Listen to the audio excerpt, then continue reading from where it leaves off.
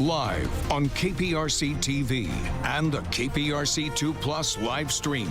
The news starts now.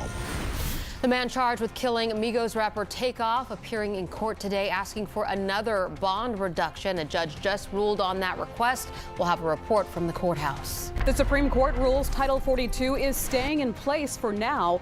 What border city officials are saying about the policy and how they're managing the surge of migrants. If you were thinking of washing your car today because it's filthy like mine, you might want to hold off because rain is on the way. Some of that rain could get pretty heavy.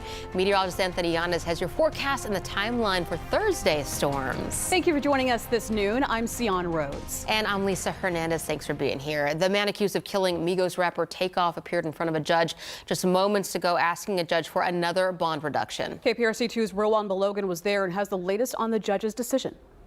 In the courtroom, the judge said he had concerns about Patrick Clark possibly being a flight risk. That's one of the reasons why he kept that bond at $1 million. And he says he leaves it open to what the defense may do moving forward. Now, in the hearing, it was mostly virtual with both the defense and district attorney's office on Zoom. Today, Clark's attorneys turned in his passport card ID. That's what he had on him at the time of his arrest. The judge said that gave him pause because he said, quotes, "It's not normal," end quotes, to have a passport card ID readily available on a person, adding that he understands that's all that's necessary to travel between Texas and Mexico. The judge also mentioned that while there are some bail bond companies in Harris County that may make the $1 million bond, he's unsure how many would actually do so without physical collateral. The judge also mentioned that he suspects that the defense will likely appeal this here, and then he went on to moving further into what exactly that will mean for this case moving forward. And we do expect to hear from the defense team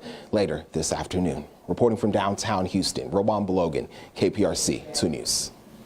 Police are asking for the public's help identifying a driver who they say hit a pedestrian, then drove off, leaving a man to die. That crash happened back on October 15th around 7:15 p.m. on Lockwood Drive near the North Loop. A picture of the suspect's black pickup is on your screen right now. Crime Stoppers is offering up to $5,000 for information leading to an arrest. You can call them anonymously at 713-222-TIPS. Our winter warm-up is underway. Yes, let's check in with meteorologist Anthony Yanez right now for the latest. I said in the midday that this was not a good fashion choice. Yeah, we've got sweaters on today. Especially if you live in Sugar Land. It's already 78 degrees, so almost 80 degrees. The rest of us lower to mid 70s, and it's going to basically stay in this general area for the rest of the day. And check this out. Compared to this time yesterday, and yesterday was a cool, chilly day, we're anywhere from 24 to 27 degrees warmer. And we've got a pretty good south breeze. So the reason we're so warm is this is pumping in a lot of warmth from the Gulf, and so you have wind speeds consistent anywhere from 9 to 20 miles per hour out in Sugar Land, and you have wind gusts coming in a range from 23 to 29 miles per hour. So it's going to be a breezy afternoon also. So temperatures are going to remain fairly steady for the next several hours in the mid 70s. This evening, nice and cool, south wind 10 to 15 miles per hour and gusts to 25 really all day long. But everything changes tomorrow. We're tracking more thunderstorms, a chance of severe weather, and street flooding also for our Thursday. That part of the story coming up. Anthony, thank you. Continuing chaos at airports nationwide and here in Houston. Southwest Airlines CEO apologizing for the travel mess his company's meltdown has created, while the Transportation Department vowing to hold the airline accountable. KPRC 2's Brittany Jeffers has the latest from Hobby Airport. Now, even though the lines here have dwindled a bit, we spoke with passengers who tell us that they are upset, they are frustrated. They say they just want to reach their destination. We were going on a fun family vacation that has just ended horribly. Ika Edwards says she's had it. Traumatic, absolutely traumatic. Yes, I mean, I'm exhausted. She and her family of 10 have been stranded in the Denver airport for 3 days. This morning, she returned to Hobby Airport after a 21-hour drive on this charter bus. In Denver, I wasn't going to get a flight out until December 31st. As the Southwest Airlines travel fiasco continues, these bags remain unclaimed inside of Hobby Airport. This flight board shows 150 Southwest flights in and out of here have been canceled today. Southwest CEO Bob Jordan apologized to passengers as well as his own employees in a video statement overnight. He maintains that the winter storm is the main driver for the issues. Still, passengers are frustrated. We ended up driving all the way down here without a promise that we were going to be able to have a flight when we got here. James Wilson and his family made a 12-hour drive to Houston after their connecting flight in Kansas City was canceled.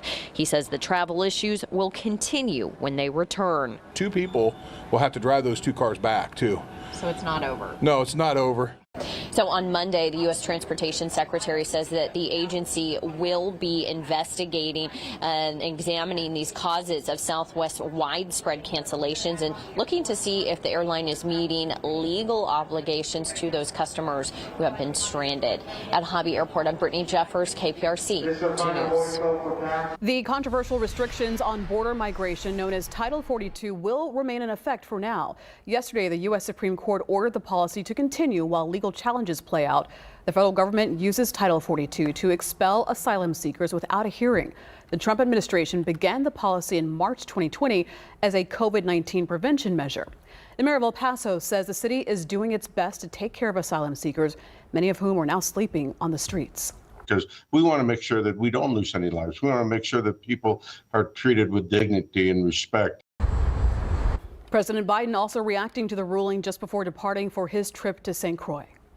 In the meantime, we have to enforce it, but I think it's overdue. The Biden administration says it will comply with the ruling. The man charged with attacking Paul Pelosi, husband of House Speaker Nancy Pelosi, will be in court today.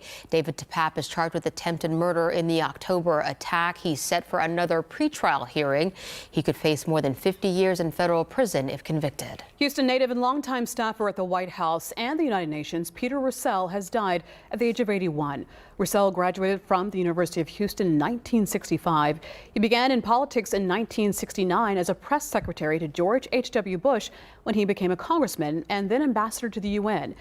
Russell went on to serve Presidents Gerald Ford and Ronald Reagan before becoming a chair of communications at Sam Houston State University. Family members say Russell died after a lengthy battle with cancer. They're planning services for him sometime in January. Pope Francis is asking for the public's prayers, saying former Pope Benedict has fallen ill. You may recall Pope Benedict stepped down from his position in February of 2013, just after 8 years leading the Catholic Church.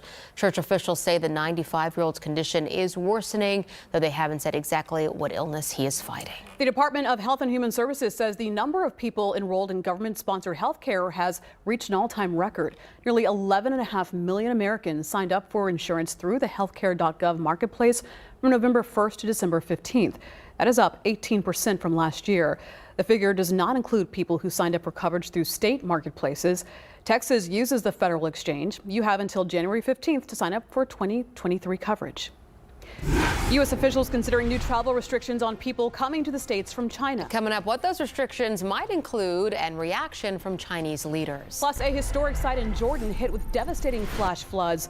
The latest on efforts to rescue stranded tourists in Petra. And as we head to break here, a live look outside at the Southwest Freeway. Enjoy the sunny blue skies because that won't be the case for much longer. Anthony has your forecast after this.